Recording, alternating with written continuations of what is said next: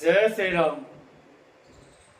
मित्रों, एक कहानी के माध्यम से जानते हैं कि व्यक्ति की जब सोच बदलती है तब उसके विचार बदल जाते हैं, और जब विचार बदल जाते हैं तो व्यक्ति स्वयं बदल जाता है। यह कहानी एक पंडित और एक सेठ की है। किसी नगर में एक सेठ रहता था। बहुत ही अपने व्यापार में निपुण सेठ था। दिन भर अपने व्यापार को करता। अब व्यापारी था।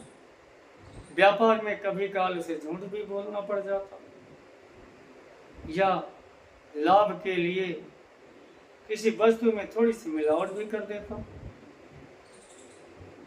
ऐसे ही उसकी प्रक्रिया चलती चली आ रही। और उस व्यापारी के दुकान के ठीक सामने एक मंदिर था। उस मंदिर में पंडित जी ज्ञान को देते,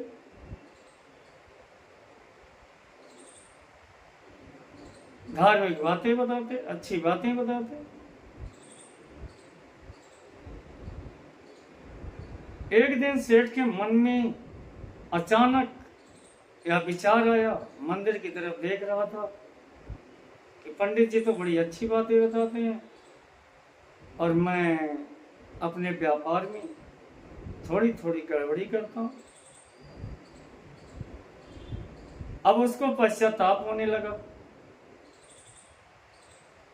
कि मैं तो थोड़ा थोड़ा सा गड़बड़ कर रहा हूं, कुछ मिलावट कर देता हूं, कभी काल झूठी कस्में भी खा लेता हूं। इन्हीं सब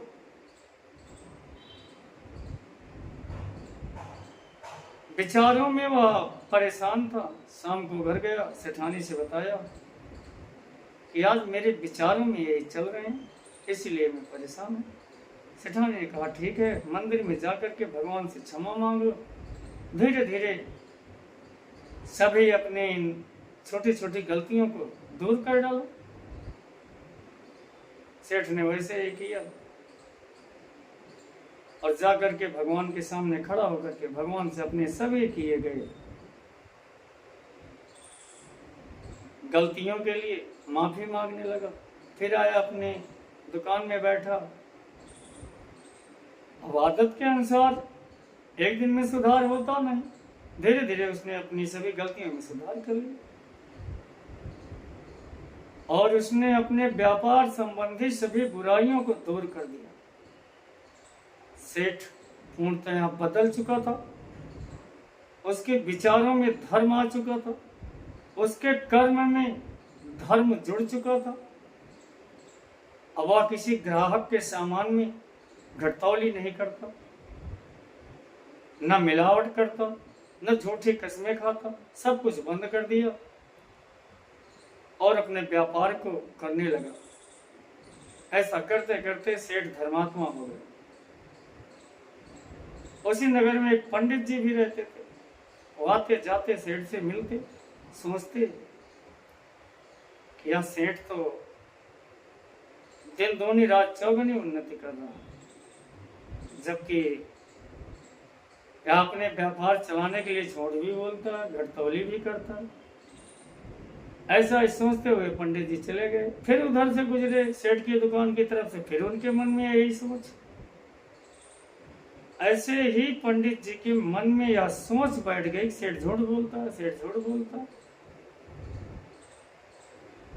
और यह झूठ झूठ दूसरे की बुराई का मतलब, वो झूठ बोलता है या नहीं बोलता है, लेकिन एक मानसिक सोच थी जो दूसरे की बुराइयों को देख रही थी। दूसरे के बुराइयों को देखते देखते पंडित जी के विचारों में भी थोड़ी थोड़ी सी बुराइयों ने प्रवेश करना शुरू कर दिया। और एक दिन पंडित जी के विचार भी बदलने लगे। सेठ सुधर गया और पंडित जी के विचार बुराइयों की तरफ चले गए। सेठ अच्छाइयों की तरफ चला गया।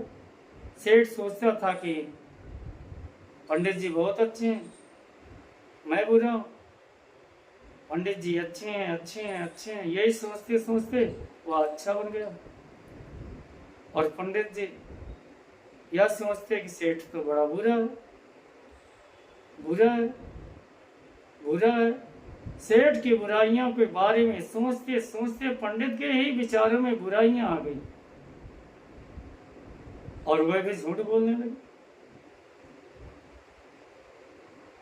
यही कहानी है कि पंडित जी को देख करके अपने मन में सोचता हुआ व्यापारी, पंडित जी बहुत अच्छे हैं, बहुत अच्छे हैं, बहुत अच्छे हैं, या सोच करके उसके मन में अच्छाइयां आ गई। और एक मंदिर में बैठने वाले धर्मात्मा पंडित के मन में सेठ की बुराइयों के बारे में सोचते सोचते उनके विचारों में बुराइयां आ गई। इस कहानी की सीख यही है, जब हम किसी के अंदर की या किसी के बाहर की बुराइयों के बारे में सोचेंगे तब हमारे विचार में भी धीरे धीरे बुराइयां प्रवेश कर ही जाएंगी, हमारी सोच बदल जाएगी। और अगर हम किसी की अच्छाइयों के बारे में सोचेंगे, किसी के लिए अच्छा सोचेंगे, तब उसके अच्छे विचारों के बारे में सोचने लगेंगे, तब उसकी अच्छाइयों के बारे में सोचते सोचते अपने मन की सोच भी अच्छी हो जाती है, अपने विचार भी अच्छे हो जाते हैं और व्यक्ति भी अच्छा हो जाता है। मित्रों, इस कहानी का तात्पर्य यही है कि कभी भी किसी की बुराइयों के बारे में मत सोचो। अगर उसकी बुराइयों के बारे में सोचोगे तब आपकी सोच और विचार में धीरे धीरे बुराई आ जाए। यदि आप किसी के अच्छाइयों के बारे में सोचोगे तब आपकी भी सोच में और विचारों में अच्छाइयां होंगी। यही इस कहानी की सीख है, यही संदेश है। इसी सीख और संदेश के साथ सभी मित्रों को इस आशा और कामना से कि शायद अगर यह हमारी बताई गई कहानी के माध्यम से जो सीख